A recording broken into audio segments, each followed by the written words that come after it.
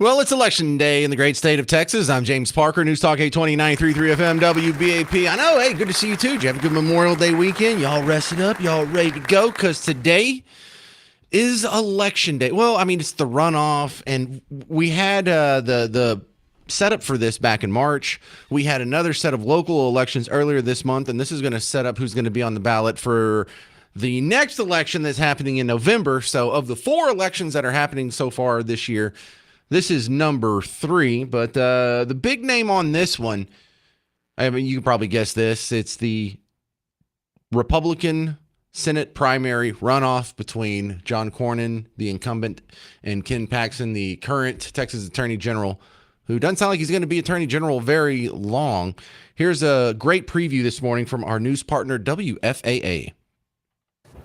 Some key races to be decided tonight to determine what the November ballot will look like. But so far, based on early voting totals, fewer voters making those key decisions. One of the big statewide races we are watching is the Republican primary runoff for U.S. Senator between incumbent John Cornyn and Ken Paxton. Cornyn held a slim margin over Paxton back in March, just 1.5%. But not enough to win the race without tonight's runoff. And since then, Paxton secured the endorsement of President Donald Trump. On the Democrat side, a big race we are also watching, the newly redrawn Congressional District number 33 that represents much of North Texas. Colin Allred versus Julie Johnson. Allred topped Johnson by 11 points in the March election, but he failed to hit that 50% threshold. That's why there is a runoff tonight. We checked the early voting numbers in our 4 major counties, and they are down nearly 66% from those who voted early in the March elections. But some context to those numbers.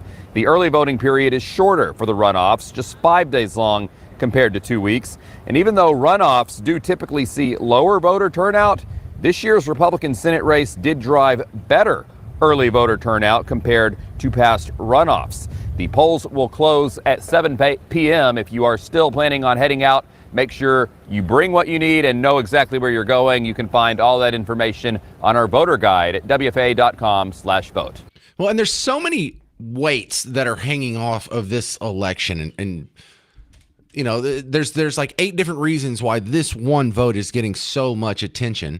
Number 1, it's going to be a referendum on the incumbent versus the challenger. Is an old guard rhino establishment Republican going to be able to hold off the challenger or not from someone who's to the right of him? Also, there is the interesting decision that's going to be made by Texas voters on whether or not Ken Paxton's personal foibles really add up to something that should matter when you're voting. I think they shouldn't up to a certain point. I mean, obviously you can take it too far. I wouldn't vote for Puff Daddy, even if he agreed with me politically for obvious reasons. But it's been your observation, my observation in history. It's a good thing we didn't shun people for sexual deviancy, or we wouldn't allowed Ben Franklin at the Constitutional Convention, and I feel like that would have been a mistake. I think it's a very shallow way to choose your candidates. Now, if all other things being equal, if both candidates have the exact same record and history and principles and policies and future platforms, and one of them has some personal issues and the other one doesn't, I guess that could be a tiebreaker.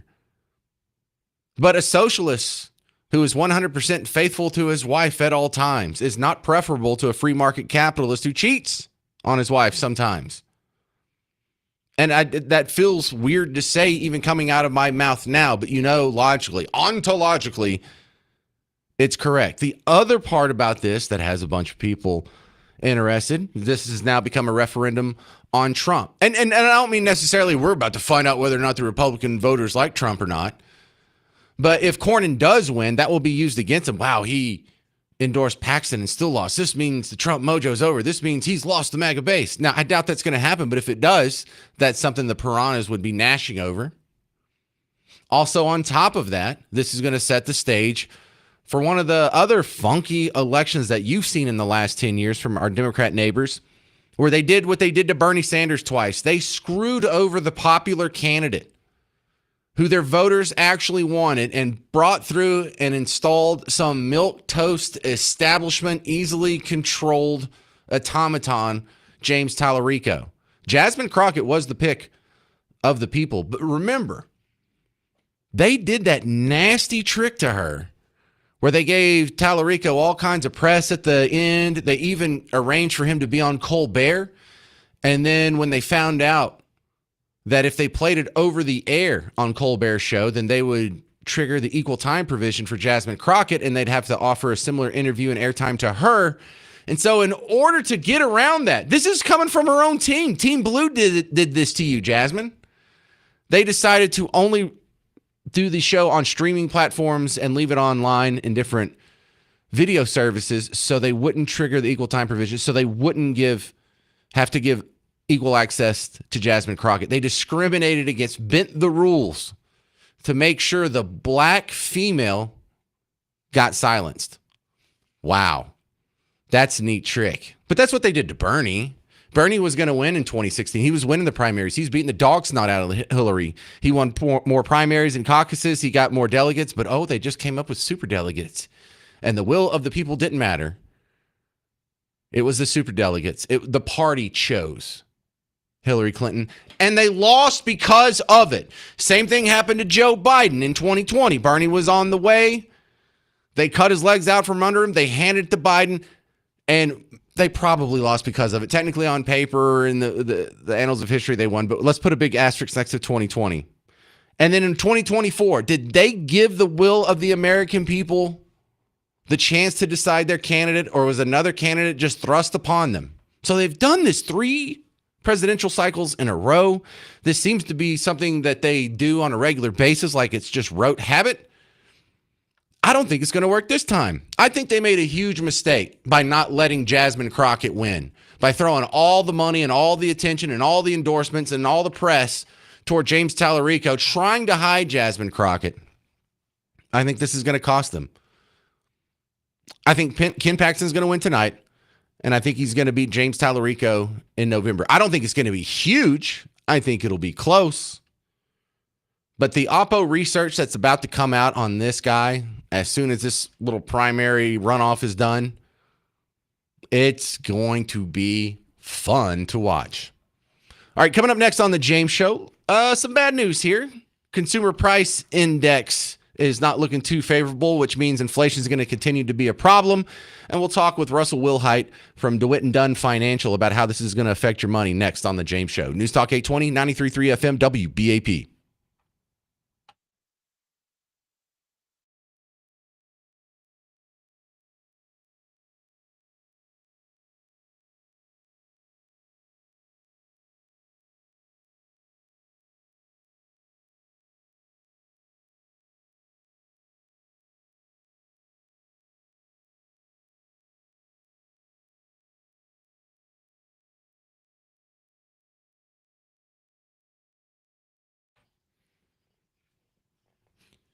Well, homeowners here in North Texas, we're getting a little extra weather this spring. In fact, there's a big line of storms that's about south of me right now and goes east right on either side of I-20, almost to Shreveport. Listen, if you're in any of these storms, or if you're in the storms that are north of us right now by the Red River, as soon as that storm's done, if you have anything that looks suspicious about your roof, call Blue Ribbon Roofing. James Parker here for BlueRibbonDFW.com. It's a family-owned business, been around for more than 30 years. John, Tish, Trevor, and now the daughter-in-law are roped into this as well. They're going to be here in the very small, unlikely scenario that something goes wrong with your roof. They're not going to pull up stakes and go chase the next storm. They'll be here, but you're probably not going to have any problems with them. Just go to BlueRibbonDFW.com, read some of the 5-star reviews, and see how they've done a good job for so many of your neighbors. It's easy to trust these guys. So get the free inspection. If you're missing a shingle, if you're seeing some of that gravel from the shingle like run off into your porch, if you're seeing roofing signs in the median of your neighborhood, if you're seeing someone else in your neighborhood getting their roof worked on, that's a good sign that you need to get the free roof inspection. Go to BlueRibbonDFW.com.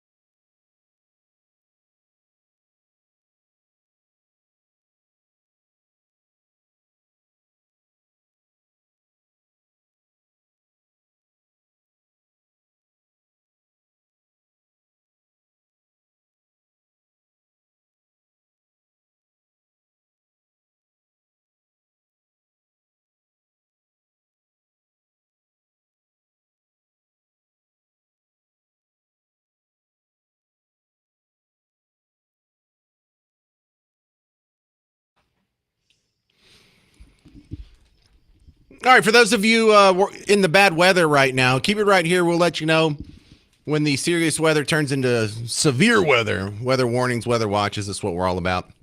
I'm James Parker. It's the James Show, News Talk 820, 93.3 FM WBAP. Your home for Markley, Van Camp, and Robbins. My next guest is someone you can also hear on WBAP on a pretty regular basis. Russell Wilhite's coming on. Now, you hear him on one of the financial shows on the weekend, DeWitt and Dunn. And Russell, the consumer price index came in a little hot, and so inflation sounds like it's going to continue to be a problem.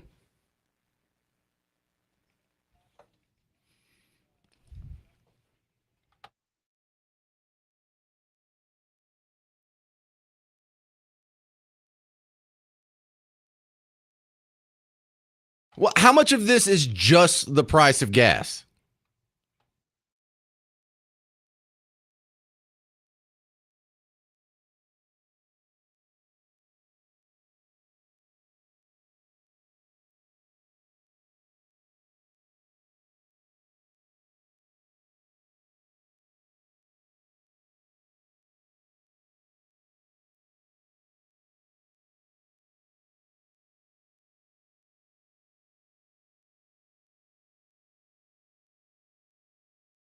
Well, I also like to remind the very important context that when we're running a $2 trillion deficit every year, and then we're turning around and monetizing that debt, meaning we're not selling the bonds to cover it to the open market, then we're just adding to the money supply $2 trillion every year, and you're never going to get a hold on inflation as long as that persists. Am I being too much of a fundamentalist, Russell?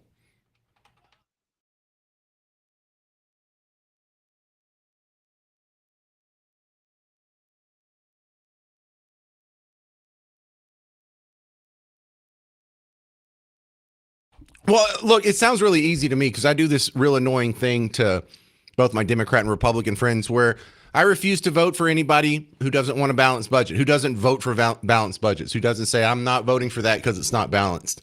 And so I don't have a whole lot of people to vote for, but no, if no one else goes along with my game, then this will just continue, I think.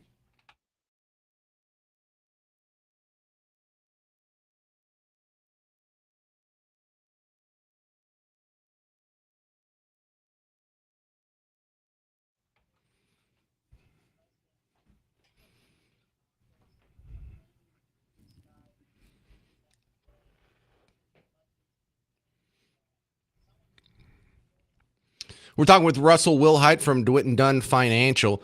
All right, so we talked about the bad news, economically speaking. The good news, there's plenty of good news out there. Stock market's at all-time highs. Unemployment's relatively low. You know, there's still some good tailwinds here. But does that override the inflation concerns?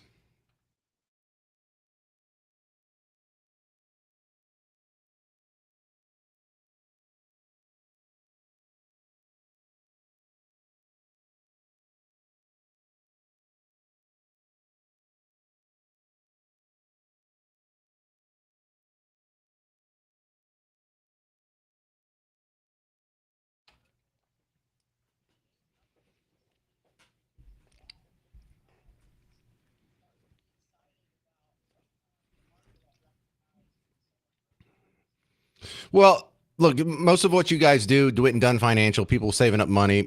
Almost everyone's saving for retirement. How scary is that to know that in 10, 15 years, when you retire, a Big Mac's going to cost $20?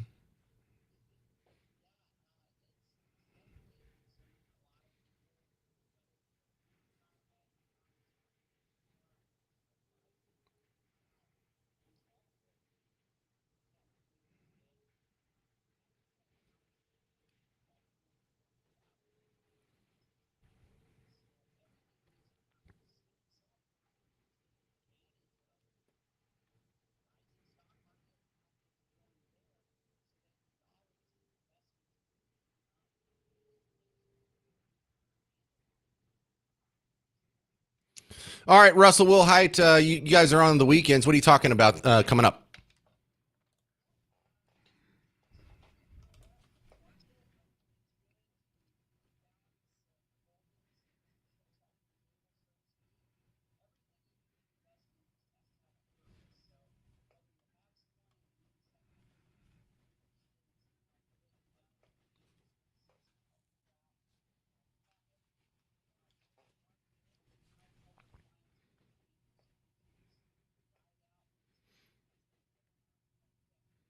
All right, there he is, Russell Wilhite from DeWitt and Dunn. You can catch their show here on WBAP. They're on twice on Sunday, 11 a.m. and then there's a replay at 4 p.m. I appreciate it, Russell. Thanks for being on the show. All right, coming up next, you're going to hear some of the context of today's Election Day runoffs and some of the big sound bites that are weighing down the candidates, which will kind of set up the big runoffs that results that are going to happen in November. 800-288-9227. I'm James Parker on News Talk 820 and 93.3 FM WBAP.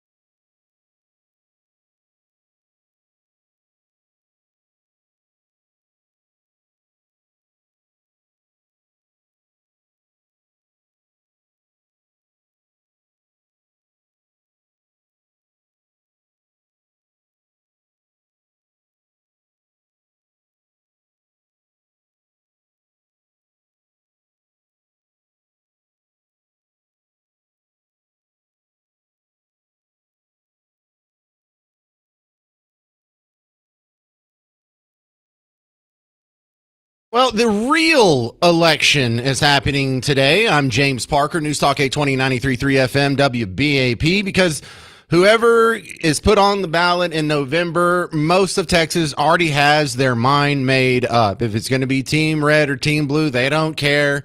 Even if it's not their preferred guy, we're in the lesser of two evils phase come November. So this is the real election. And the one that is getting the most attention, rightfully so, Ken Paxton versus John Cornyn to be the Republican nominee for Senate. It's currently John Cornyn's seat. Don't think he's going to hold it. Why? He has some baggage. This is the problem with being an incumbent versus being a challenger. Challenger doesn't have a whole bunch of years of going on Meet the Press and MSNBC and Fox News and interviews and local TV and debates. We've got a lot on Cornyn here. Let's go through two of the big reasons why I think he has been disconnected from his previously happy base. Number one, I will never forgive anyone who was on the wrong side of your constitutional rights during COVID. Hi, I'm Texas Senator John Cornyn. More Texans are getting vaccinated in the fight against COVID-19 every day, but we're not out of the woods yet. There's a new variant of COVID-19 making its way across Texas that's 60% more contagious. The good news is the COVID-19 vaccines are safe and very effective against this new Delta variant. Shut up, Mom! Silence from you! Okay. You're cut off from talking! The other one, I saw this passed around a whole lot. I didn't even see it when it originally happened. But a lot of people wanted you to know that he put out a Ramadan greeting and he didn't put out, I think it was an Easter greeting. I don't remember what the grief was, but I remember seeing this video over and over and over for the last, 4 months? I want to take a moment to say Eid Mubarak to our Muslim friends observing Ramadan. Thanks to my friends at Islamic Relief USA. Well, and don't just believe me. Jasmine Crockett loves the guy. Senator John Cornyn has asked the FBI to get involved and find, arrest, or bring back the Texas legislators. Yeah, this is interesting. Clearly, my senator. Now, listen, I'm about to tell all of MSNBC a secret. I actually don't hate Senator Cornyn at all. And right now, what we have is a senator who actually is a real Republican who's doing everything that he can to make it seem like he's a MAGA Republican so that he can get through his primary. But Senator Cornyn, this is not him. This is somebody that sat on our Supreme Court in the state of Texas. This is somebody who typically works in a very bipartisan way, unlike Senator Cruz. This is somebody who is literally doing everything that he can to hopefully get some of that MAGA base that is riled up to vote for our corrupt attorney general, because now I'm convinced the only way that you can succeed with MAGA is you got to cheat on your wife. You got to have some felonies hanging over your head. You got to do something that makes you a little saucy before they will get behind you. And that's exactly who A.G. Paxton is. And unfortunately, he is consistently leading in the primary polls on the Republican side. And so Senator Cornyn knows that the FBI can't get involved and ain't gonna get involved as it relates to some little civil situation that was signed off on by the Speaker of the Texas House. But the MAGA base won't know that. Well, the MAGA base, if they were on the fence about John Cornyn or Ken Paxton after your little minute and 20-second diatribe there, you just pushed them to Ken Paxton. Like, I think they know. Do they know that when she said, does she know when she says, you know what, Republican voters, you should do this, it's going to have the opposite effect? It's like if Trump says something, the political opposition just takes the opposite tack, no matter what it is. Like, we need a new ballroom. We definitely don't need a new ballroom, right? How do you know? You've been keeping tabs on the ballroom necessities of White House social calendars? Yeah, is this what you do in your spare time? And then it's also going to be interesting because you and I both know that the real oppositional research into James Tallarico isn't going to come out until after this runoff is done. In fact, they may not immediately run with it. They may wait until about 2-3 months before the election day in November to roll this stuff out. You know, the October surprise. But, you know, sometimes you see them do it in August or September, so it has a little bit of time to roll up. But he has all kinds of just funky sound bites like this that he doesn't have a chance in November. Well, he has. I'll say he has very little of a chance in November. When I was a teacher on the west side of San Antonio, I taught a lot of students who were undocumented. And I don't want to stereotype, but those students tended to be the most patriotic, the hardest working students that I had in the classroom. They understood something about this country that even I, as a native-born American, often take for granted. They believed that this was a land of opportunity, and they were ready to do whatever it took to make it in this country. And that's what generations of Italian and Irish immigrants did in this country. And I think if we welcome folks who want to contribute, who want to be Americans, it's going to make us stronger and richer because it already has. Don't you appreciate how they go from one sentence, this is a racist, sexist, bigot, homophobic country, and I can't even celebrate Memorial Day or the 250th birthday with a straight face, given all the terrible things that are going on. And then in the next sentence say, immigrants come here and just love this place. That doesn't make any sense. Ben Bankus. All the Democrats say America's the most racist country in the world. That's what they say. It's the most racist country in the world. But everybody wants to live here. Do they not know? Maybe we should tell them so they don't come. But it is weird that liberals are they're the ones being like, America's the most racist country on earth. Also, open borders, come on in. We want you to experience it for yourself. We want you to see what we've built here. And then Republicans are like, we are not racist at all. We are the least racist country on earth. But do not come here. All right, coming up next for your Election Day spectacular, Tony Ortiz from CurrentRevolt.com has uncovered an interesting Democrat voter buddy program that's for whites only. Excuse me? Yes, you heard that. Whites only. Details next on The James Show. News Talk 820, 93.3 FM, WBAP.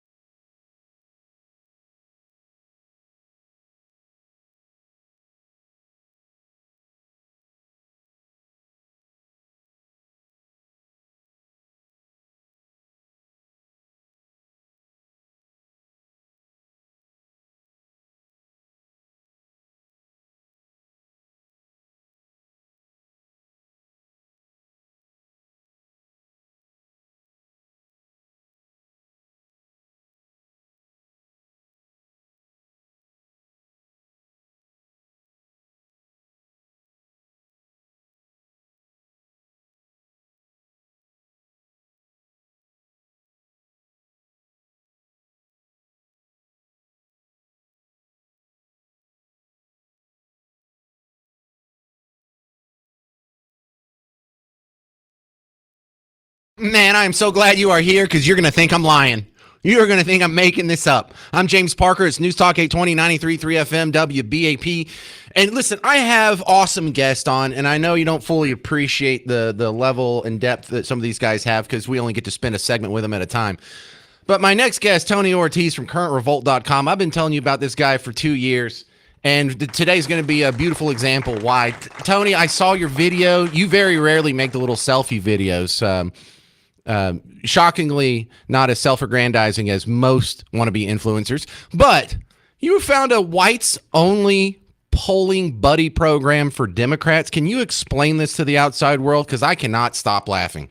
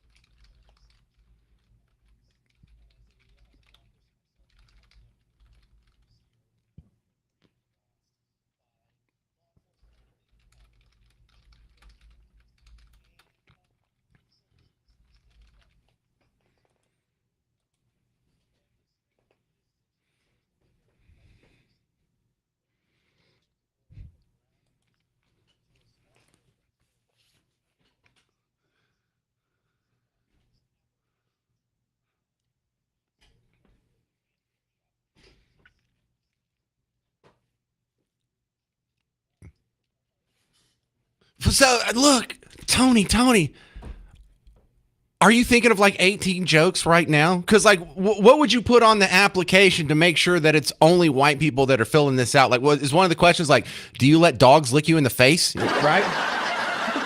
Right.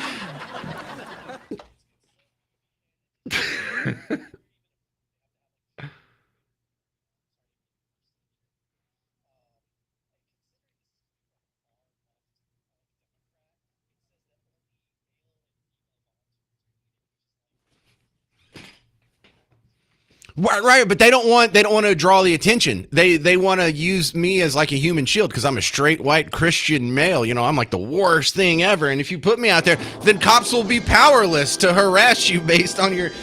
What are immigrants doing at the polls, Tony? They're not even supposed to be there.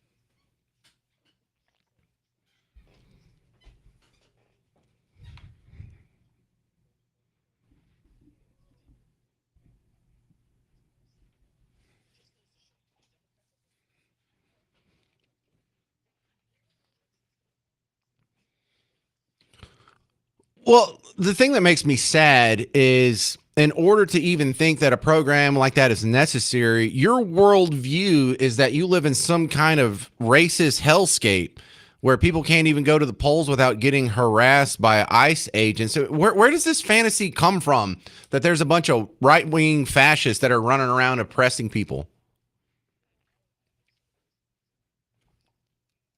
Where do you go?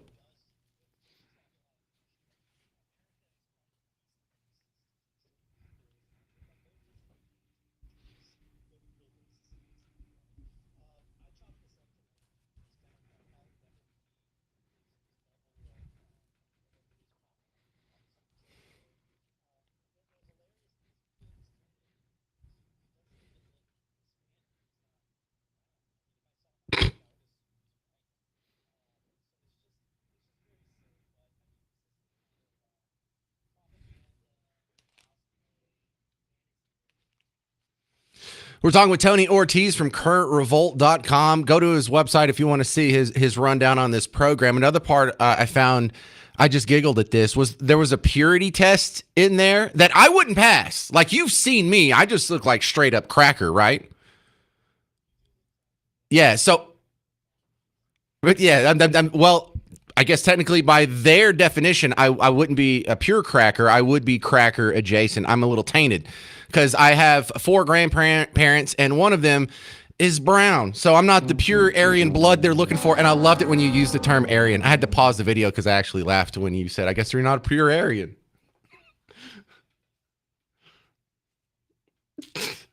So what was it was all 4 of your grandparents have to be not just white, but born in America?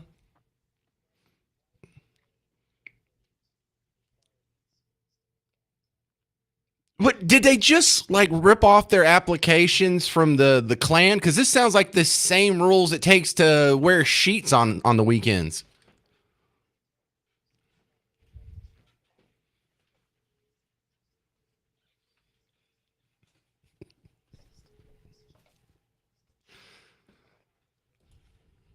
Yes.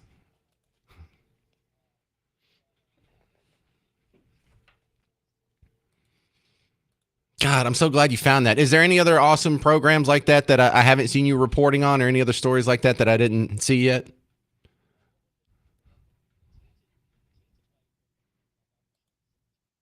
The tainted white program. I love that. All right, so the biggest race here in Texas, everyone's watching John Cornyn, Ken Paxton. Who do you got?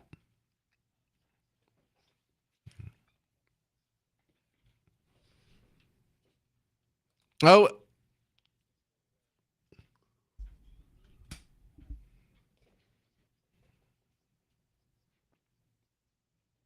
so you mentioned Kalshi.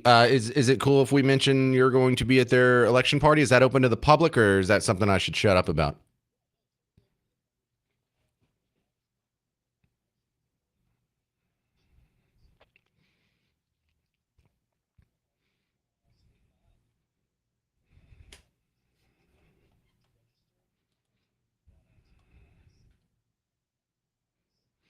Wait. So did you say free food? Oh wow. Because I got invited to another one, but I was going to go to Terry Black. It's right by work down here because I'm at the American Airlines Center. I could walk there from here, but I've had 28 people tell me I would like Terry Black's barbecue, so that might tip the scales. Well, thank you so much for bringing that amazing story to light. I appreciate your website, currentrevolt.com. Keep up the good work, Tony Ortiz. Yeah, maybe I'll see you at Terry Black's tonight. All right, 800 288 9227. 800 288 9227.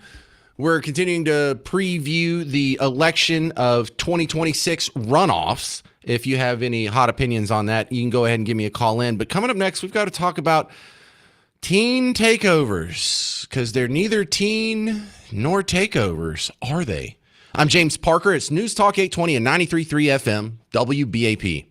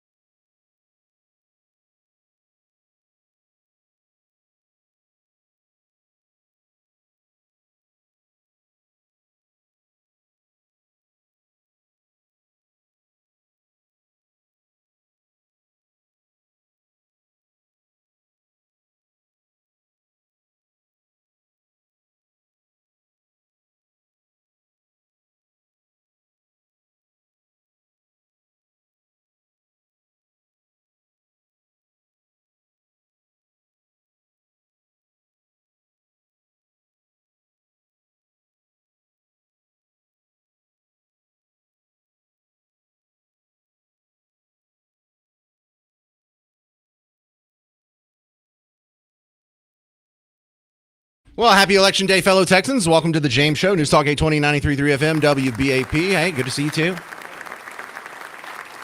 So, getting some feedback here on the first hour. We were reviewing what all is going down because in many ways, this election that we're having today, even though it's going to have a much smaller turnout, is more important than the election that's happening in November. When it gets to the ballot in November, everyone on Team Red is going to vote for whoever the Republican is. Everybody on Team Blue is going to vote for whoever the Democrat is. There's not going to be a whole lot of thinking or independent thought here. So if everyone is so tribal, and I don't mean everyone, I don't mean you, I don't mean the people listening to talk radio, I mean the automatons out there who, when Garrett goes and does interviews, only 4 out of 10 of them can name the vice president. I want you to remember that. That's one of the key takeaways on Election Day. Your leaders are chosen by people like that. People that don't even know who the damn vice president is. But since we do just vote for the lesser of two evils in November, the only way you get the bad candidates out, the bad incumbents out, right here. This is when you do it. Now, I had an email here in response to a story that you've been hearing Mike Traina do at the top and bottom of the hour. Look, Mike McCants, I'll just read you the email here. Mike writes in, he says, is VP Vance and the Trump administration serious about eliminating waste, fraud, and abuse? Then why would Republican AGs be invited 24 days ago and Democrat AGs only invited Friday with 24 hours notice? This should be a bipartisan slam dunk for reducing the deficit, not a one-sided partisan issue. Interesting. What say you? And there is a press conference today by the Democrat attorneys general. All right. I don't think either side is serious about eliminating waste, fraud, and abuse. I definitely don't think the Democrats are serious about it. They fought Doge tooth and nail, and everything they fought against is something the majority of the American public was for. No, we do not need a global warming coloring book for Sierra Leone that is funded by taxpayers in Ohio. There's a guy out there who is trying to send his kid to college, and instead of sending them to Texas Tech or where they really want to go, we're just going to do the first 2 years at the local Harvard on the Hill, the community college, because we can't do it. And they're short-sheeting their own children. So you can do what? A global warming comic book in Sierra Leone? Oh, hell no. But all of those Doge cuts are back in the budget. And the Democrats voted for them, and the Republicans voted for them. So, Mike, I think this is just theater on the part of the Republicans, and I don't care whether or not they invited the Democrats to join into something that's theater to begin with. I don't take either one of them serious when they talk about eliminating waste, fraud, and abuse. Because the truth is, I'm not worried about eliminating waste, fraud, and abuse.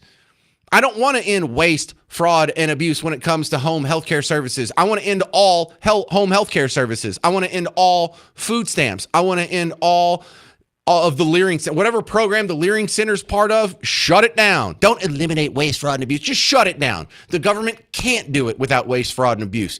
You're wasting your time. You're wasting our money. You're inflating our currency. And the reason why inflation is at 3.8% and burning a hole in your take-home pay right now is because both sides refuse to balance the budget. A plague on both your houses. So no, I'm not really nonplussed by Democrat AGs only getting 24 hours notice to some sort of committee meeting, some reducing the deficit meeting. It's not going to happen anyway. Neither side is serious. Look, do you understand more than 70% of the federal budget is socialism? And if we would just stand on the principle of, hey, capitalism is better than socialism, the free market republic that our founding fathers set up is better than this social democracy that has been slowly taking root since Woodrow Wilson and FDR. But neither side's saying that. Democrats definitely aren't saying that. They want to just make it bigger. Republicans aren't doing anything to make it smaller. They just want to maintain what we got, status quo. So no one's on my side. So I don't get really exercised over that. But it was a good question, Mike McCants. By the way, how serious would your reducing the deficit meeting be if you did invite Democrats? That doesn't sound like it's very serious at all. 800-288-9227. 800-288-9227. All right.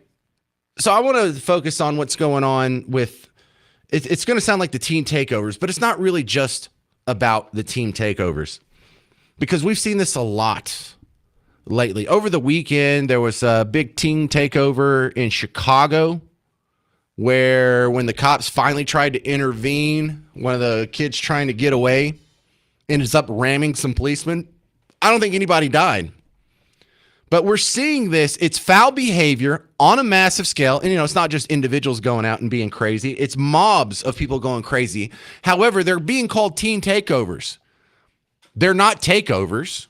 A takeover is when you just go do something within the rules of whatever context you're in. If you go take over Chuck E. Cheese, that just means you show up and everyone there playing the games at Chuck E. Cheese is in your crew. If you start tipping things over and breaking things, that's not a takeover. That's a riot. And here's the other dirty secret. They're not all teens. And you can't even tell if they are or aren't all teens. Most of them look like they're adults. And by adults, 18, 19, 20, 21, 22, they do look young. There's no one with gray hair running around there. But the more persistent demographic is they're black. And it sounds awkward to say that because I know there's a lot of people that get abrased when I say that. But if we're going to tell the truth around here and get to the bottom of this mystery, we don't have a problem with teen takeovers. We have a problem with young black riots is what we have. And so we'll break that down coming up next on The James Show. 800-288-9227, 800-288-9227. Because this isn't just a problem that's happening in Tampa or happening in Chicago or happening in San Francisco and Oakland. We had some similar incidents happen here this weekend, actually just yesterday. So stick around. I'll tell you all about it on The James Show. News Talk 820, 93.3 FM, WBAP.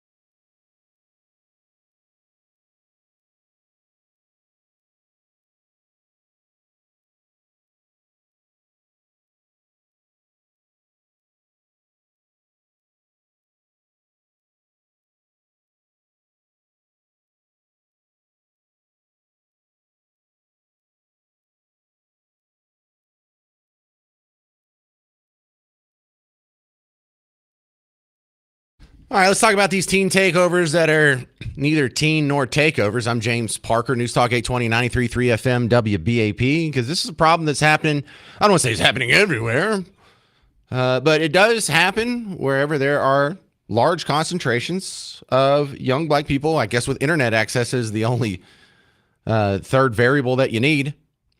And look, the ones that are happening elsewhere, when it happens on TV, it's easy to sort of compartmentalize that because we don't live in the bad part of Chicago. We don't live anywhere near the rough and tumble neighborhoods in Detroit.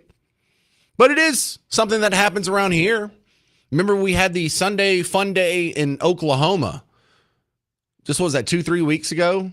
Like a dozen people got shot. That was another little teen takeover fun moment. We've had quite a few of those around here. Let's review a couple of the ones that happened further away. First off, there was this viral video of a teen takeover in Chicago. And if you turn on the TV, you know, they'll say that there was a ramming or whatnot. But when I play you the video, the audio from the video itself, not from the news package, but just from the video itself, I pulled a little clip that didn't have any cussing in it, so I wouldn't have to beep anything because I always find that annoying. But listen to this, just how nonchalant it is to ram a cop with your car in Chicago. Oh my God, he just hit a lot of police officers. This car just ran through a whole crowd of Chicago police officers while we're clearing out this block party. Oh my God. That's cool? Everybody cool with that? So we're just going to sweep this under the rug because the demographics make Team Blue look bad? We're just going to let young people get away with trying to run over cops? You know, cops are not like some android, some robot with human skin around them like a Terminator. These are human beings with families and wives and children, brothers and sisters, moms and dads. Oh, we'll just run over them with the car. Not a big deal. Remember, if 3 white dudes make what might be interpreted as a Nazi salute in the American Airlines Center 4 months ago, that makes headlines and people are so outraged. They demand this level of hate be dealt with. Well, isn't this a bigger layer, bigger act of hate, trying to run somebody over with your car, other than what could be a perceived racial gesture that not even it's not like they were even doing the Nazi salute in front of black people or Jewish people or anybody that was offended. No one would have been offended had you not taken the video and shared it out on social media. But we've got to call that one down. We've got to call down the racism when it comes to the Sydney Sweeney Blue Jeans ad. We've got to calm down. The behavior is out of control. We had Air Force veteran Larry Brock, who walked through an open door at the Capitol on January 6th. He got what? 180 days of solitary confinement, over a year in jail for that? You know, this is crazy out of control. But we had something similar just yesterday. WFAA was telling you about these 2 Airbnb shootings that happened. Now, they say West Dallas. It's really only about 3 miles from here. It is, I mean, kind of west from here, but just barely south of I-30 if you're on your way to Grand Prairie from downtown. And they had rented out there was an Airbnb in a residential neighborhood that had dozens of kids at it. And when I say kids, I don't even know if they're all kids. I'm sure some of them are adults. I bet most of them are 18 or above. So I shouldn't say kids, adults. They happened to all, in the videos I saw, they're all black. But there was a shooting at one Airbnb where there was a big party, and 3 blocks away, just 3 blocks away, same neighborhood. They could probably hear the party. You could probably like stand in the street and look down and see the other party happening. There was another shooting at that one. Same story. How many times does this pattern have to happen over and over and over before we admit that it's just one specific community that's doing this? WFAA has the first shooting. 3 people are dead after a shooting at a short-term rental home in West Dallas. It happened just after midnight on Vilbig Street, not far from CF Carr Elementary. 2 people died at the home and a third died at the hospital. A 4th victim was also taken to the hospital and is expected to recover. Police have not made any arrests, nor have said if the suspects knew the victims.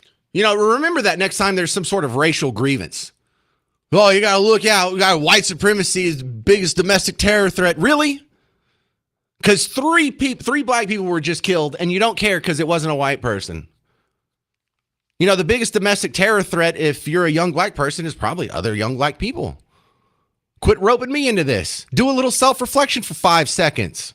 Stop blaming the outside world. Because we don't have a problem with teen takeovers, generally speaking, even if they were just takeovers. We don't have a problem with white teen takeovers. We don't have a problem with Hispanic teen takeovers. There's not a bunch of Asians. Even in Frisco with all the Indians, they're not doing any takeovers. So really, it's not a problem with teen. It's one specific subset within a subset. And again, it's not even all black teens. We're not seeing black teens do this in nice neighborhoods. We're not seeing black teens that come from affluent suburban families partake in this. You know, the Alan West of the world, the Thomas Sowells of the world. We have a lot of good Wesley Hunts of the world. They didn't participate in stuff like this, and they didn't raise their kids to participate in stuff like this. I bet you Lawrence in Fort Worth raised his kids better than this. So I'm not condemning the entirety of the black community. It's just a subset within a subset. And if we can't even admit it because we're all little scared about being called racist or whatever, you're not doing anybody any good. That's not real love.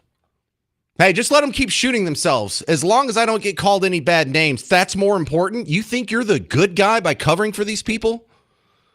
So I'm really interested to see if this Fishback guy who's running for governor in Florida, if he wins, what that's going to look like. Because this was him talking about one of the teen takeovers that they had in Tampa last week.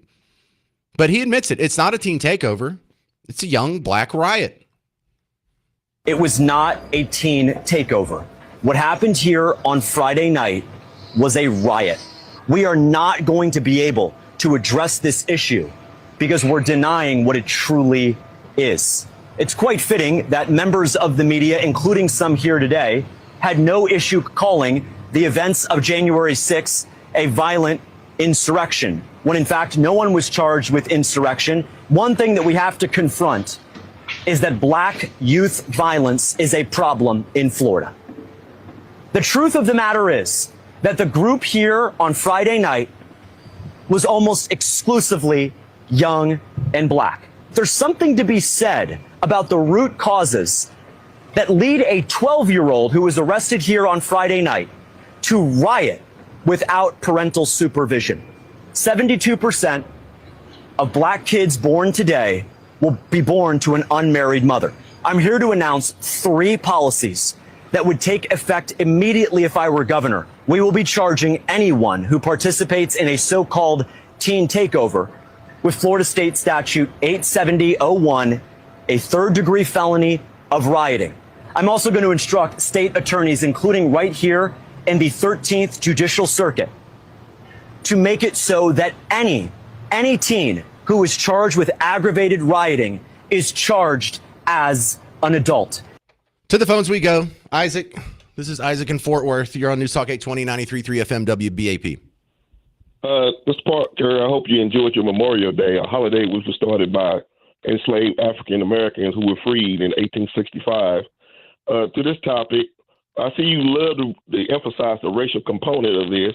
However, on yesterday, you had a lady talking about teachers who are getting in trouble because they are too invested in their students, per se. Yes. Why don't you mention that racial dynamic? Who's doing that? Well, that's a pretty good spread. It about matches their proportion to the teacher population. It does? Yes. Overwhelmingly, I think it's one group that's doing it. Well, it's not. Oh, yes, it is. Oh, it's okay. So it's just white people or white teachers are the ones that are abusing all the kids. Majority are who are getting caught up in this system. Yeah. My point is this: parents should be held accountable. This teen takeover stuff is just detrimental to the communities. Parents should be held accountable. Kids, if they're under the age of 18, go after the parents, hold them accountable, fine them, charge them with criminal behavior, place them and put them in jail. That'll resolve the whole situation. Cool. So out of the ones that I had mentioned on yesterday's show, there was 4 different teachers. 3 of them were white, 1 wasn't. So that seems to be about in proportion with the racial makeup of the teacher population. Doesn't it sound about right that the teacher population is about 75% white in Texas? Do you know what the teacher more like population 80. is? More like 80. More like 80. Yeah, you just But thought you never- don't know. never- You don't know. You're just I do standing up for your know. side because you are so racially My biased. side You is the can't. right side. You My can't side is admit that. Is there a problem with the young black community and these teen takeovers that isn't shared in the same proportion by other races? Repeat your question because I don't quite understand that. Is there an issue with these teen takeovers in the black community that is of a higher proportion than other races? This is the first time I ever heard of a teen takeover. So I can't. Well, welcome I can't to give you the. any knowledge of that. Okay, so you can't admit it. That's cool. You don't see the news every I can't day. give you no information if I'm not aware of it. This is the first time I ever heard the term teen takeover. Okay, or heard so what it was about. So when you see giant mobs of young people go into a gas station or wreck I a have not party seen it or wreck a before. grocery store or wreck a Target or you're not aware of any of that. This is all new to you. Yeah, it's new to me. Okay, well, maybe you shouldn't have any opinions if you don't pay attention to the news better than that, because all of us have seen it. Our entire lives, all of us have seen it. Has there been a racially based riot from white people? Hell, has there even been a racially based riot from Hispanics? Is there any other race that riots based on race? Asians don't do it. Frisco Indians don't do it. 800-288-9227. We'll continue with the teen takeover debacle on the James Show. News Talk 820, 93.3 FM WBAP.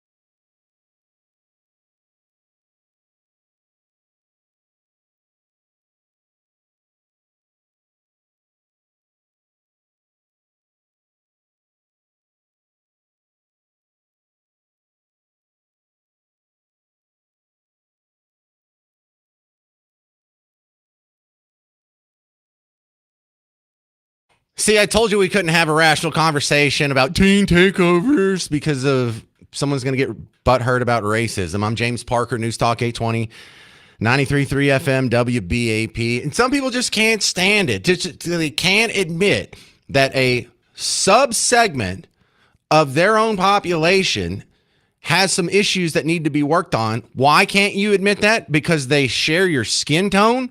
You think you're doing them favors? You think covering up and not addressing the problem that left 3 young black people dead about 3 miles from where I'm sitting right now yesterday, you think that helps? You don't want to go address that? It's amazing. You want to go address a noose, a perceived noose on Bubba Wallace's garage tie pull down. You want to go get all the investigations necessary to punish the white guys who did what could be perceived as a Nazi salute at a Stars game in December, 4 months ago. I know it's 5 months ago now, but this is a month-old story. Yeah, you got to get to the bottom of that. You got to get to the bottom of this Sydney Sweeney ad. You got to get to the bottom of all of these other little racially nitpicky things. But when black people are dying in the streets, you're like, who pulled the trigger? Oh, other black people? I don't care. Something's wrong with you. And you don't have black people's best interests at heart if that's your position. Why is it that I'm called racist when clearly I'm taking the position that seems to care more about the suffering of my black neighbors than the people who are accusing me of racism? That's what blows my mind. You don't want to address this, then something's wrong with you. Cassie in Argyle, you're on News Talk 820, 93.3 FM, WBAP. Hey, James. I don't think you're racist.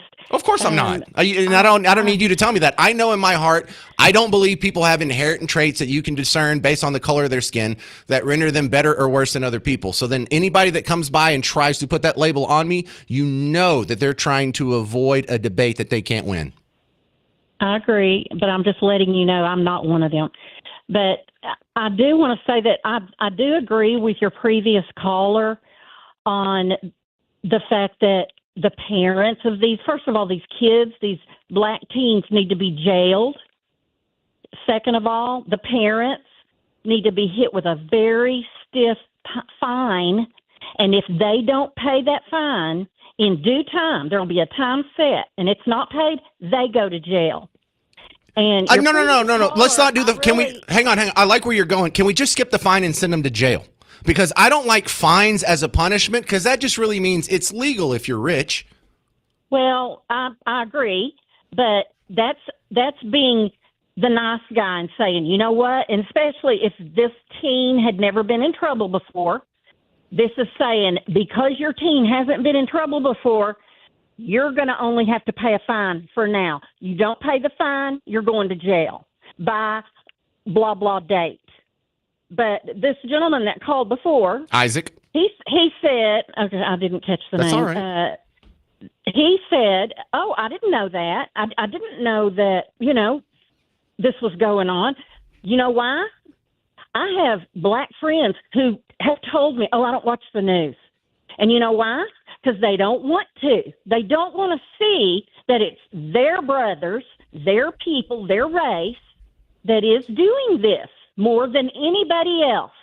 And they can't deny it if they just watch the news. Nah, they don't even have to watch the news. All you have to do is get on social media, and you know that they see all the videos that come from World Star or all the other viral videos that get passed around. They see it, and they damn well know it. They just can't admit it in public because they are so racially invested in the narrative that they can't let it go. It would upend their entire worldview. I'm not getting Isaac to admit what we all see on video. I'm trying to get him to admit something that would overturn his entire ideology. And that's a big ask, so I don't expect him to do that lightly. Chris in Fort Worth, you're next up on News Talk 820, 93.3 FM, WBAP. Oh, man, I understand what you're saying, and I agree with you, but I see this is a twofold problem. When you get on social media and you see all this stuff with these people fighting and the black people fighting each other, and there's always something going on, then you look at the comments and what you see from the white people is, oh, that's the usual suspects. And they are the usual suspects. But what about when the white people are always getting charged with being pedophiles? Then the white people become the usual suspects. And it's not wrong. You got Hispanics out there that are the usual suspects for the things that they do. The Asian people are the usual suspects for what they do. How many black people do you know act like this? Because I don't know any. And the black people I know don't know any white people that are pedophiles. The point is that we all got problems. And what we need to do is those people that don't act like fools, we need to come together and stop making it a color issue and just making it a sin and debauchery issue. I do get what you're saying, but this is how this racial stuff keeps getting flared up because we keep talking to each other about black and white. And it's not just a black and white problem. We're making it a black and white problem. It's a cultural problem. I get it. It might be an age or a generation problem, but it's not a black and white problem.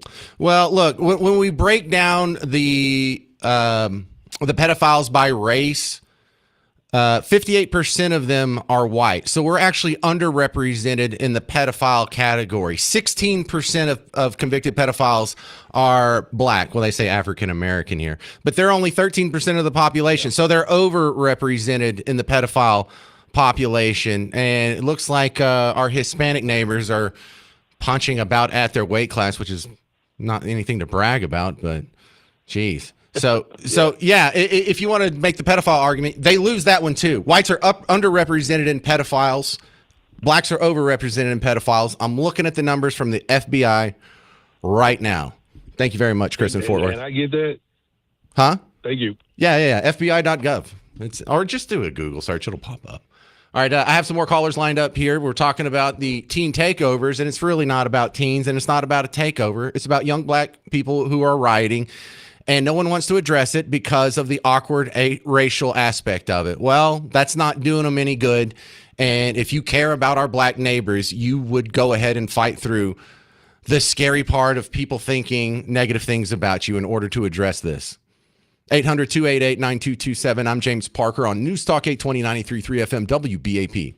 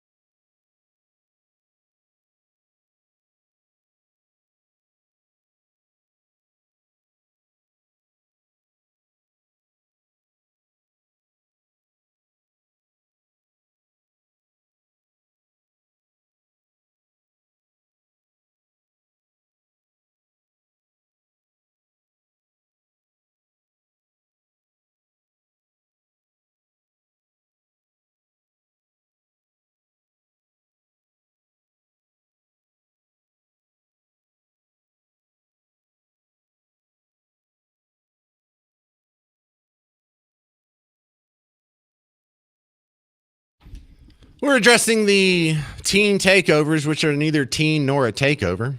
It's young black people rioting. No one wants to say it because it sounds ugly. And it is ugly. It's not a fun thing to deal with. But if you care about them, you tell them the truth. And a lot of people don't want to tell them the truth. They don't care. Look, three of our black neighbors died in West Dallas yesterday. And if you want to sweep that under the rug because it's not politically convenient for you, then you're a bad person. Politics are not more important than the lives of your neighbors. Thank you very much. And I'm not the bad guy for wanting to defend them and clean this up and save future lives. And if you're just letting this go on undeterred, unaddressed, you're not doing the right thing. All right, back to the phones we go. John, Cedar Hill, you're on News Talk 820, 93.3 FM, WBAP.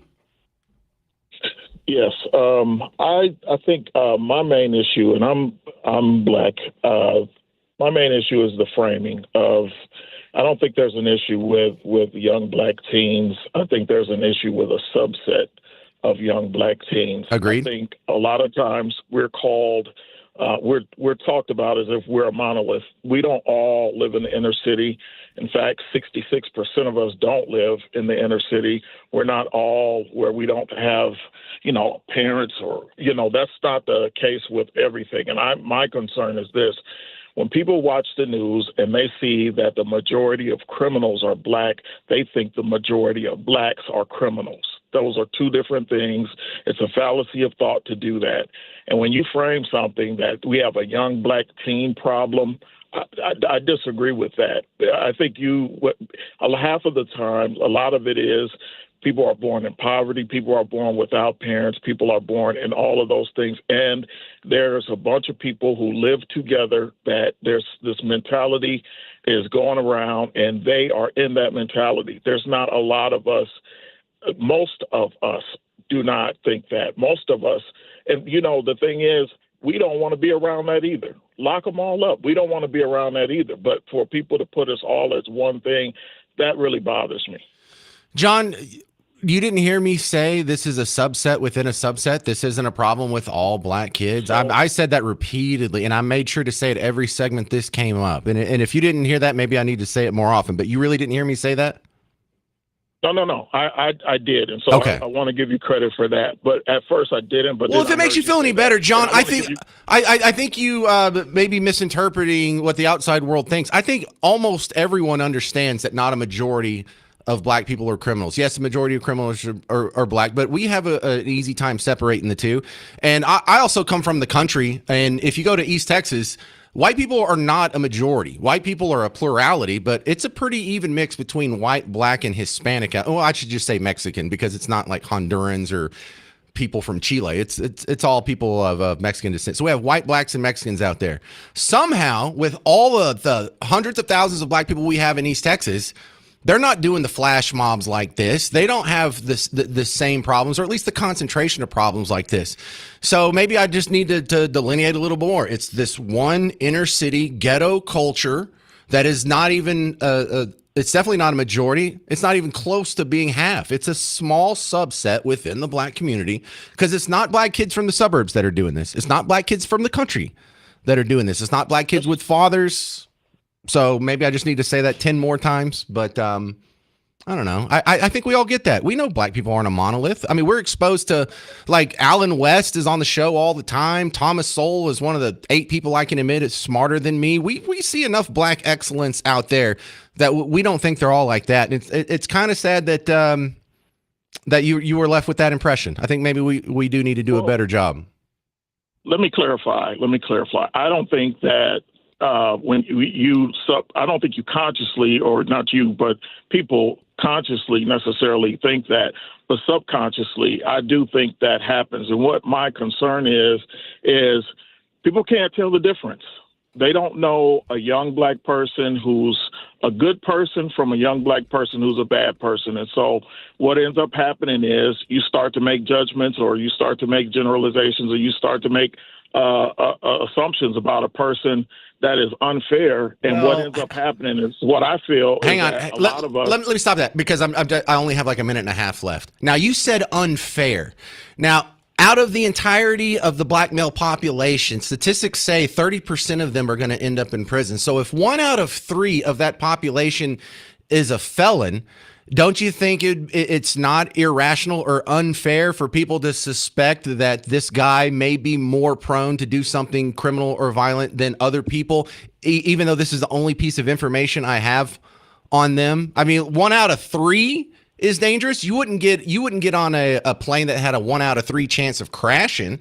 So, and let me also throw this out there: whether they commit violence or not, we see different surveys out there. And John, let me put you on hold for a second. Scott Adams had pointed this out last year, not too long before he passed away, a survey that got him a lot of trouble for his reaction to it. Rasmussen asked, white and black voters, and probably others, do you disagree or agree with the statement, it's okay to be white? 26% of blacks said no. It's not okay to be white. 21% weren't sure. Add them together, that is 47% of black respondents were not willing to say it's okay to be white.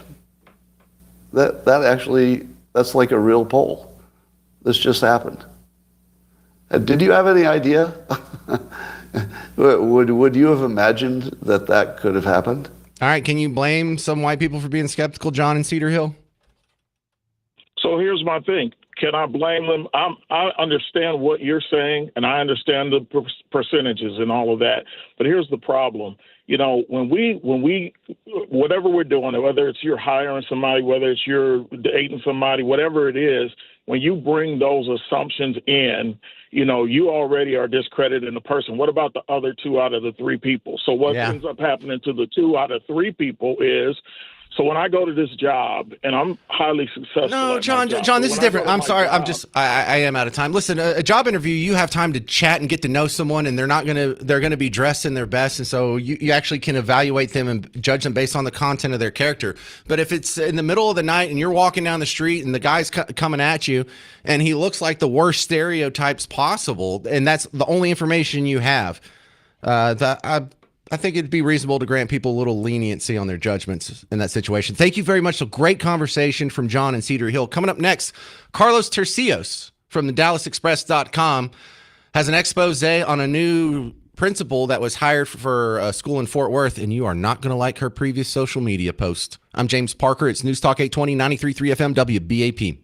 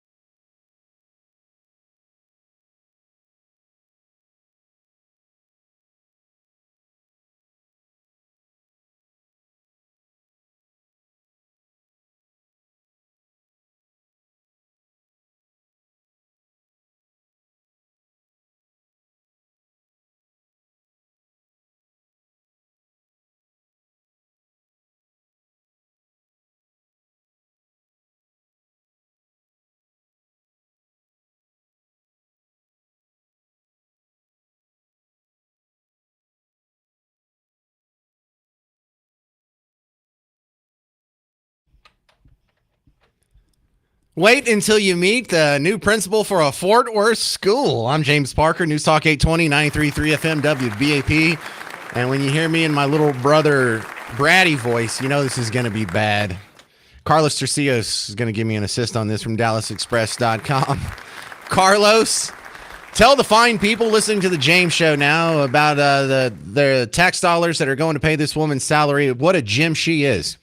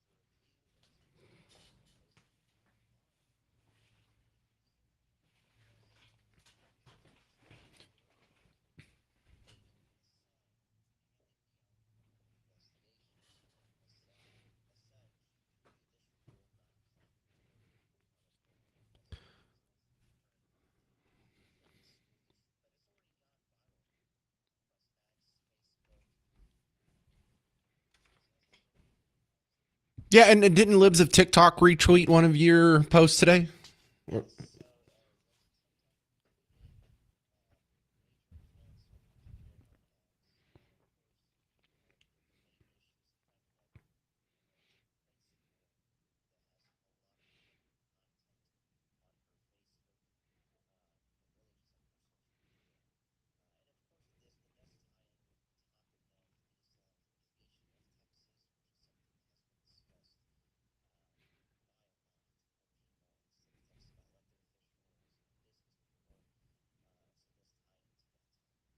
Well, she also has some posts here that aren't even like religiously abrasive. There's one from now. This is August 25th of 2021. She was forwarding another institution's demand for Fort Worth ISD to vote in a mask mandate. Now, remember, I'll give you a little bit of grace if at the very beginning of the pandemic you were like, well, let's just wear masks for the first 15 days or whatever. But if we're a year and a half into this and we know masks are bunk and you're still demanding mask mandates, then that speaks to your judgment. And I don't want any principal who was pro-mask, pro-vaccine, pro-lockdown, pro-violation of our constitutional rights, all of them should lose their job.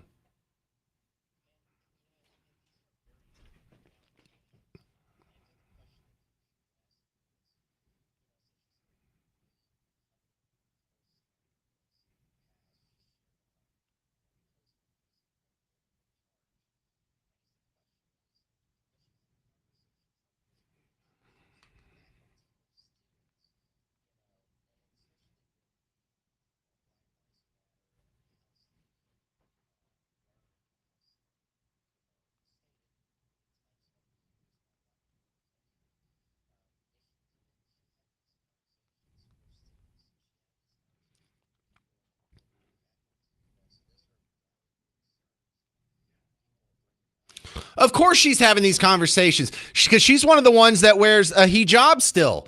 And that's another one. I don't like dislike the hijab, but if you're going to be someone who comes here from a foreign culture and you're obviously not going to assimilate enough that you would take off your hijab when it's 101 degrees outside, then I don't think that you should be in a position of power in our school system like that, especially the public school system. And really, it's not that it's a foreign culture. Look, if it's a foreign culture that's not oppressing women or throwing gays off buildings or sawing the heads off of people on the beach for not being the right flavor of Muslim or, God forbid, being a Christian or a Jew, if it's the oppression that I have a problem with, Carlos. It's not that you're different or a person of color. I don't want my girls to have to worry about that.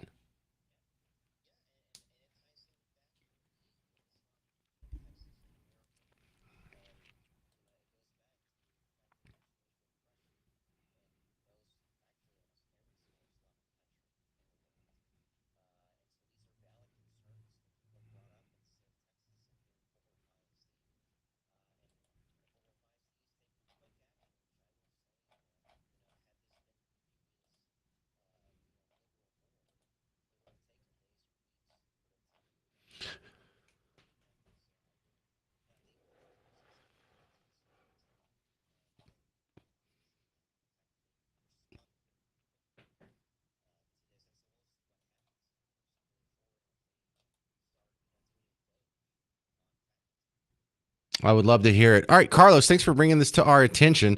Where can we find your great work online?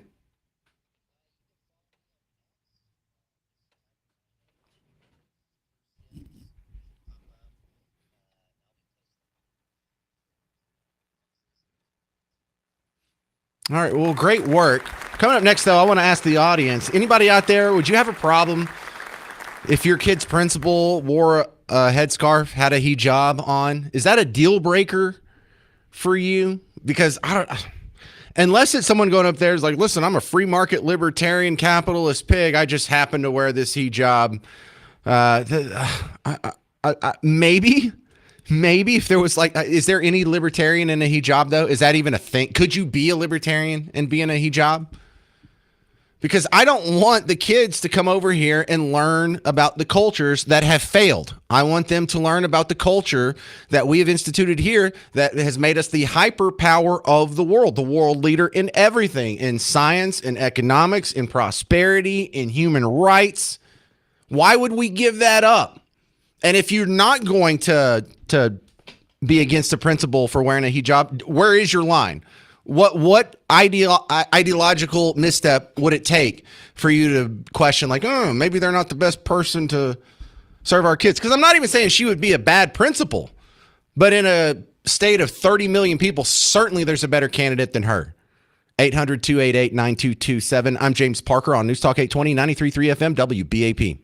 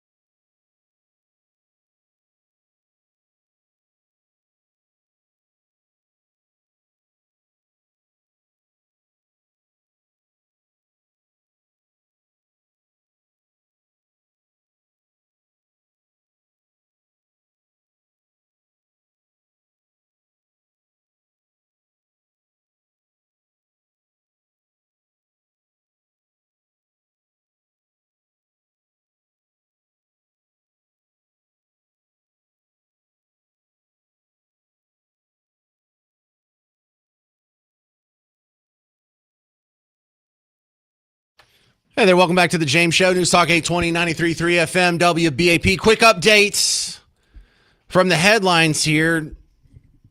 Fox News is reporting that Donald Trump is said that he's currently in negotiations, and they're going, well, okay. Haven't we heard this before? But look, optimism. At least they're talking, at least there's reports that they're talking. But I saw a headline, well, there's progress being made in the Iran situation. I went and clicked through. It's like, well, Trump just said that they're talking again and things are going pretty well. So don't be too optimistic that this is going to be much better than the previous situation. All right. My next story comes from a package I saw on WFAA this morning where they talked about how young adults are now living with their parents more than they used to. In fact, the trend line has gone so up. It is now at the highest point since the 1940s. Let's look at this. More young adults are living with their parents for longer and what's being called a shift in American culture. But how big is that shift? Rena Sargentopoulos from our sister station in Minneapolis explains. New data from the Pew Research Center shows about 18% of young adults aged 25 to 34 currently live with their parents. Except for a short blip in the 2010s, it is the highest rate since the 1940s. Men are more likely to live at home than women, and the main drivers are high rent and low housing affordability. The average young person living at home these days is actually pretty much making a smart financial decision based on the reality of the job market and the housing market that we're now in. Jana Johnson is an economist with the Humphrey School of Public Affairs at the University of Minnesota. She says back in the 70s, the median priced home was about 3 times your annual income. Today, it's 5 times, right? So that's largely considered to be pretty unaffordable. Harvard University's Joint Center for Housing Studies confirms those numbers, saying wages across the country have gone up, but not nearly as much as the increase in housing costs. Think about this. The median annual household income back in 1985 was $23,620, and the median home price was $82,800. In 2025, that income rose to just above $83,000, but the median house price a tick above $415,000. Wages went up by 252%, but cost of housing up 403%. I'm not buying this. Oh, well, I mean, I'm buying the fact that more young adults are living with their parents, but not because, well, the housing is just so unaffordable and wages haven't kept up with the price of housing. Now, let me explain why that's bunk. Because the comparison is just based on envy here. Oh, I recognize envy when I see it. I recognize it in any economics discussion. If you're straying from the fundamentals and you're getting to emotion, chances are it's going to be either greed or envy if we're in the arena of economics. But in this one, envy. Yes, it was easier for my grandfather to go out and buy a home after World War II than it is for a Gen Z 25, than it is for Garrett, because Garrett's like 20, or good Garrett's in there now, but regular Garrett's like 29 years old and still lives with his parents. Is it harder for him to buy a home? The answer is actually no. The answer actually, and when you say, well, James, the median price of a house is now blankety blank dollars more than the salary and it's gone up faster than the salary. Hang on, just tap the brakes here. Tap the brakes. Because right now, the median size for a home, not a new home, just a median size home, 2,300 square feet. When my grandfather came back from World War II, and think about in America in 1950, the typical American house, how big do you think it was? 983 square feet. 983 square feet. So yeah, it's twice as expensive compared to your salary to buy a home, but the home is 2.5 times bigger. Plus, it has more amenities. It has central air instead of just a couple window units and a furnace in the basement. It's all wired up. It's got efficient windows. It's got the caulking. It's got the insulation. It's got the spray foam in the attic. It's got the dishwasher. It's got the washing machine. It's got the dry. All these things your grandparents didn't have. So, yes, the houses are more expensive, even when adjusted for inflation, but that's because we're more affluent. And if you're Garrett could go out and he could afford a 983 square foot house. Go look in the terrible neighborhoods in most cities, whether it's a medium-sized town or a large city. The terrible neighborhoods with these tiny houses, that used to be middle-class neighborhoods 60 years ago. You understand that? And a middle-class house used to be 983 square feet. But if you went and put a modern person in a middle-class house from 60 years ago, they would think they're poor. They would think they're poor only because, relatively speaking, based on the envy of what they see around them on TV, on movies, on social media, on Netflix, they are told they're poor. They get the perception that they're poor. But you're not really poor. You can afford it. By the way, the median home price for last year, $410,000. But that's the median. So here's how it goes. In 1950, the typical American house, 983 square feet. By 1980, it was 1,700 square feet. By 1993, that's when it reached 2,000 square feet. And it actually peaked in 2015, 2,467 square feet. Now it's down to about 24, depending on what state you're in. It could be 2,300. Texas is more like 2,400. So, yes, there's a problem with inflation. Yes, there's a problem with wage growth not keeping up with housing. But that doesn't mean there's anything wrong with housing or development or the materials we're using or the building process. No one's getting screwed other than our monetary system. Again, you have a valid case to gripe about inflation, but that's not the only factor here. So, really, when you look at the way it is, your only complaint about housing should be what? The annual deficit, the debt, the fact that we have to print $2 trillion and add to the money supply. It crushes our money by 4% a year.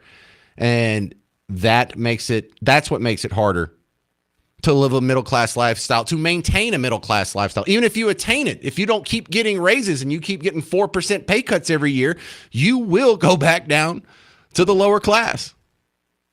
But it has nothing to do with housing.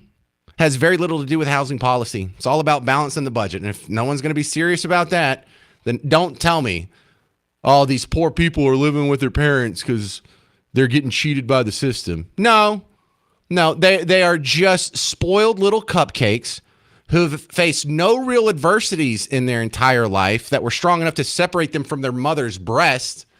So they're staying with their parents because they don't want to be adults. It was the most normal thing in the world before you were born, or probably about the time you were born, to get married at 18, maybe 20 at the latest, go ahead and start cranking out kids, and you just get in whatever house you can get in, even if it is only 983 square feet. And you build from there. But these people aren't delaying buying a house. They're delaying adulthood. I'm James Parker. It's News Talk 820, 93.3 FM, WBAP.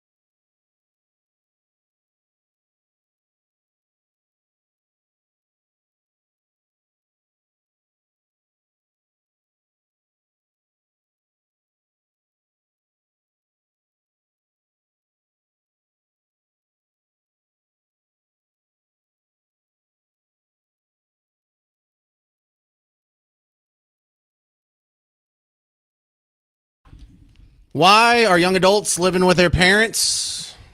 Because they're still children. That's why. 800-288-9227. I'm James Parker on News Talk 820, 93.3 FM WBAP. This comes based on a study I saw on WFAA this morning, and their takeaway from it, it's not entirely wrong. I just think it was really reductive to say, well, we have a problem with the price of housing, apparently, and we have a problem with wages not keeping up with the median price of a house. And it's like, no, wages have kept up. In fact, it would be easier under current wages to buy the median house as it stood in 1950, a 983 square foot house with no real amenities, and didn't have spray foam in the attic, and doesn't have a washer and dryer. I mean, you were still hanging your clothes on a clothesline. You didn't have a dishwasher. You still wash them by hand. So they're bigger, they're more affluent, they're better, they perform better, they have better insulation, they have modern amenities, modern technology. They're all wired to the hilt. So of course it costs more. No. Do not make an excuse for these people. The people that are living with their parents into adulthood and they don't want to have a shortcoming themselves. Because I'm getting up in my oldest kid is 15. And when he's 18, he's going to go to college. If he doesn't leave town, if he goes to college in town in Bug Tussle, there's a University of Texas at Bug Tussle. If he goes there, then he's welcome to stay in the house until he's done with college. But the second he's done, he is getting the blankety blank out of my house. And it's not because I hate him or I don't like him or I'm indifferent. It's because I love him. And if you love somebody, you're not going to do what makes you feel good. You're not going to do what makes them feel good. You're going to do what makes them have the best likelihood of success in the future, the best ability to stand up on their own 2 feet and build a life of their own. And they can't do that in their childhood bedroom. So it's not even necessarily the young adult's fault. I think it's more the parents' fault of these people. Why aren't you kicking them out? Why aren't you making them stand on their own 2 feet? What if you're a mama bird and you haven't pushed your baby bird out of the nest? There's nothing wrong with the baby bird. There's something wrong with you. Stop treating your adult children like children. Let them grow up. Maybe they can't have a nice affluent house with 5 bedrooms and 3.5 baths and a den and an upstairs media room and all the nice amenities you have. Maybe their first time out of the house, they're going to have to do what I did and live in a dumpy apartment in a terrible neighborhood with a roommate. And every once in a while, you got to hear a gunshot. But hey, at least I'm not living with my parents. I just can't believe the mindset. Like, you're 29 years old, you live with your parents. How do you what do you do at the end of a date? Do you take them home to your parents? Do you have to go to their place? Like, how is that appealing to a mate? Hey, you want to make a lifelong commitment and yoke yourself to me economically and socially speaking for the rest of your life? Yeah, I know I'm 29. I still live with my parent, but I'll turn this all around immediately. That's not appealing. Women don't dream about an infantilized 30-year-old who still lives with their parents. Tyler in Salado, you're on News Talk 820, 93.3 FM WBAP. Hey, thanks for taking my call, James. Hey, the returning veterans from World War II, though, weren't dealing with our government giving free Pell Grants to immigrants to purchase their homes and pay for their down payments like Biden was doing during COVID. And they also weren't dealing with all the sorts of issues that we're having now as far as BlackRock buying up private equity. And so now not only are they competing against other people in the marketplace, they're competing against their own government to purchase a home. And I think it's kind of fair and disingenuous that you haven't brought that part of it up.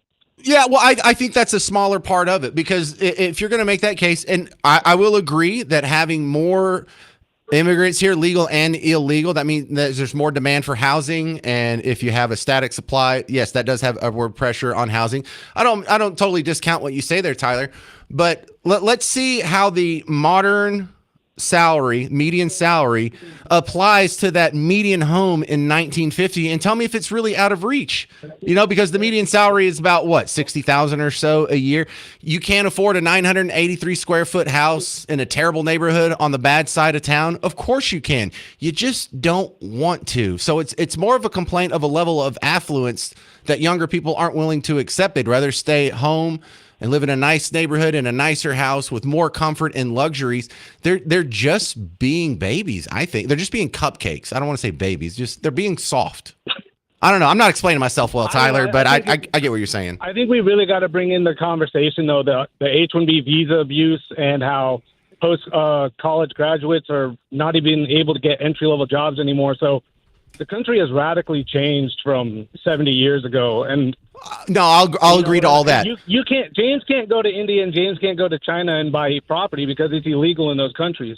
Yet we allow anybody and everybody to come here, and we're displacing, natural-born and naturalized Americans at a cost for what? I don't know. But we're selling ourselves out, that's for sure. Well, look, I like the idea of ending the H-1B visa. In fact, that's been proposed by Mays Middleton, who you might be able to vote for today. I saw the story about how FHA loans were being given to illegal immigrants. I think they're going to stop that now, but that's got to tick you off. They're not even supposed to be here, and they're getting taxpayer subsidized home loans while Garrett still has to live with his parents. But here's the little dirty secret, Tyler. I think if we got rid of all the H-1Bs, I think if we got rid of all the illegal immigrants, I think there's still going to be a lot of Garretts that live with their parents for the reason of luxury and comfort. I'll yield that, probably because I can't get off of Reddit. All right, good stuff. Tyler and Salado, great call. I appreciate that. So, and you know what? I probably should have given that more of a mention. You're right. You were making solid points. So why are adults choosing to be children into adulthood? Because being a child's great. You know how awesome it is to not have to pay for your own house, not have to worry about the own upkeep. If the air conditioner goes out, someone's going to take care of it. If there's a leak in the roof, someone else is going to take care of it. 800-288-9227. I'm James Parker on News Talk 820, 93.3 FM, WBAP.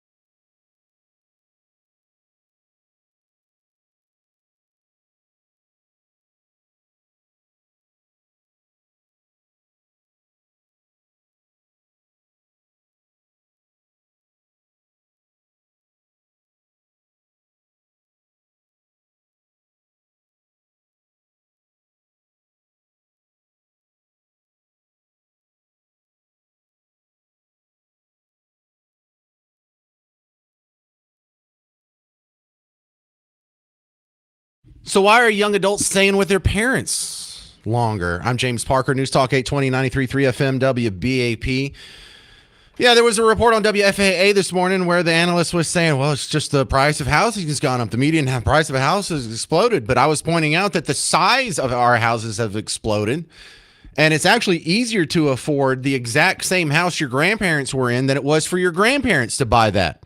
So you're not staying with your parents' house because you can't afford it. You just can't afford the lifestyle that you're accustomed to. And you're soft and you don't want to grind it out and you don't want to start at the bottom and work all the way up.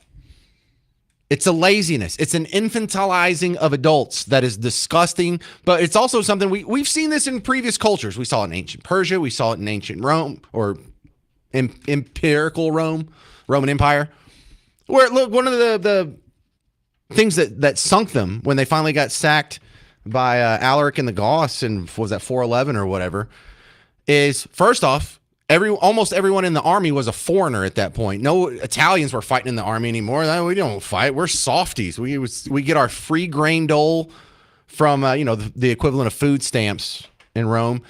Man, we don't go to fight wars. We just get our freebies and we vote for the senators to stay in power. And as long as we exchange our vote for free stuff, we're good to go. We don't have to work or be tough or strong or be able to defend ourselves. And so there was no one who could swing a sword in town. That's what we're headed for here. We have 29-year-olds who have caught. I'm just using Garrett as an example here, producer for the show. Sorry to beat you up. Actually, good Garrett's in there right now. He's 29 years old. He has a college degree from TCU. He has a career started. He's not flipping burgers at a drive-thru. He just lives with his parents because he wants to. And I don't understand that. Man, there were a couple times in my life where I didn't have a place to stay. I would rather couch surf than go back home and live with my parents. That is an admission of failure from my point of view. To be a grown-ass man out of college and you got to live with your parents, something went wrong. No, they just see this as the most normal thing in the world. They're not even embarrassed. How do you get a girlfriend like that? Mark in Little Elm, you're on News Talk 820, 93.3 FM WBAP. Hey, James, how you doing? Great. What do you think is causing adults to stay with their parents longer? A lot of what you're saying, but my son is 22, just graduated college. He's got a computer science with a minor in teaching. He's got 6 months of free teaching he's got to do. I want him to stay at my house for 1 to 2 years to put some money aside for college. But he's paying me rent, $500 a month, and partial bills. He is a hard worker. He's a 4th degree black belt. He's a karate instructor. He teaches at a couple different places, makes a little money, works hard, great character. I want him to stay home and save up money to get a house. It benefits me and him. Do you have a cutoff? How long is too long? Are you still going to be cool if he's 30? Okay. All right. Oh, well, look, I'll accept that. Just he's not staying there till he's 30, right? Oh, no, no, he doesn't want to. He's very responsible. All right. Well, Mark, I know you don't really care whether I accept it or not, but I will accept it. Thank you, sir. That's Mark and Little L. Thank you. Have a good day. Demetrius in Dallas. You're next up on the James Show. What do you think?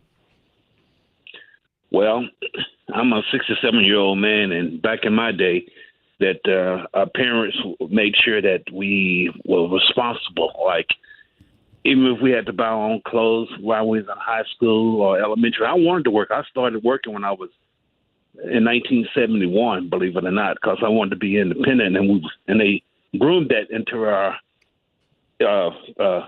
into our system. So my thing is that you kind of want to blame the parents, because the parents always say, I want my kids. Yes, I do. I do want to blame the parents, Demetrius. You're right. Yeah, and so they just kind of making it easier, and especially the if it's the two parents, the dad and the wife. The wife I always want to protect the kid and let them, just stay a little longer, especially if it's the girl. But girls are, for some reason, they are easily to want to get out the house, when they get up to a certain age. I don't understand it, and the guys do want to hang around a little longer. Well, girls also have the ability for their romantic partner to sweep them up out of their house and give them a life. Yeah. That's more likely than the male part. But you're absolutely right. It's kind of a cultural thing. You were shamed if you still lived with your parents when I was 24 or whatever. And the coolest thing in the world was you to be able to get out there and get a job and get your own place and get your own car. I pay for my own things. I ain't asked nobody for nothing if I can't get it on my own. All right, that's going to do it for the James Show. A lot of great calls here. Thank you very much for hanging out. Mark Levin is coming up next. I'm James Parker on News Talk 820, 93.3 FM, WBAP. Go vote!